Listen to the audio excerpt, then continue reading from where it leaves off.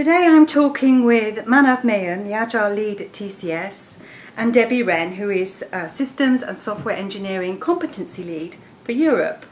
Hello. Hello. Hi, Mary. Now, you work for TCS and you'll be platinum sponsors at this year's Agile Business Conference. Manav, if I can start with you. You've worked in Agile for several years now.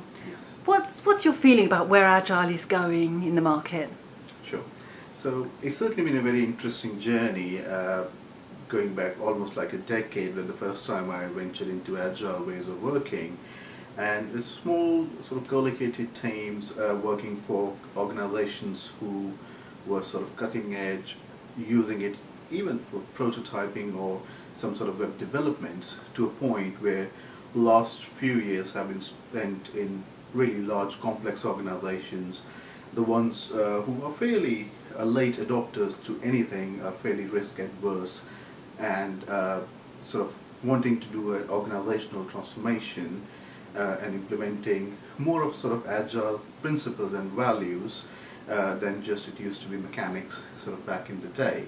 So it's literally on the agile side moving from methods to values and principles, on the organizations to sort of innovative, cutting edge, to ones who are sort of more maybe things like banking and financial services, and really in terms of the levels, moving from small teams within a project to a full-blown organizational transformation.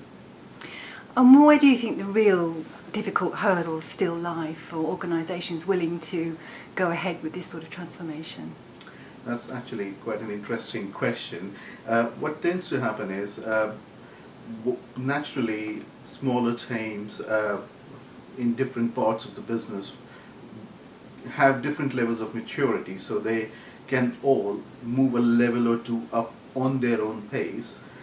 However, when we start to pull this together into sort of an organizational maturity, an organizational wide agile framework, I think that's where it starts to create a lot of multi-layers on technology side, on the awareness side, on the sort of people maturity side. So I think for me, organizational transformation and organization standing up and saying, yes, we are agile, is probably still one of the key challenges.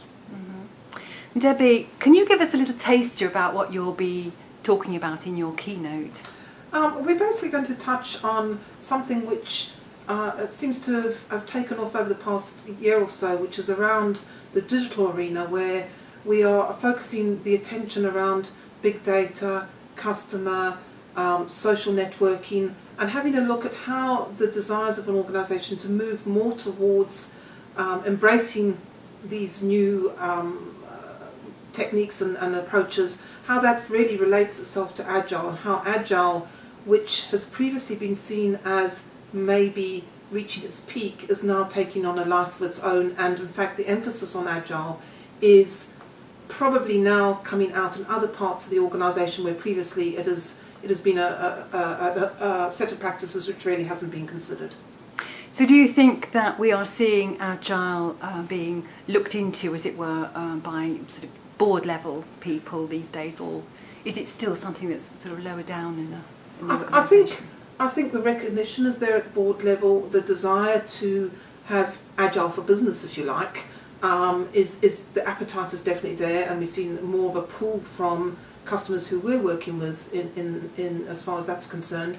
However, there's still a big gap between the level that wants the change to happen and the teams at the lower level who are actually enacting that change. That middle ground is still very problematic for most of our customers, and cutting through that to get a very clean spike all the way through from the concepts that the board wants down to actually delivering that value is still a struggle for a lot of organisations. Okay, well, we'll look forward to hearing more on the 9th of October. Your keynote is before lunch on that day, and so see you then. Wonderful. Absolutely. Thanks, Thank Mary. you. Thanks, Mary.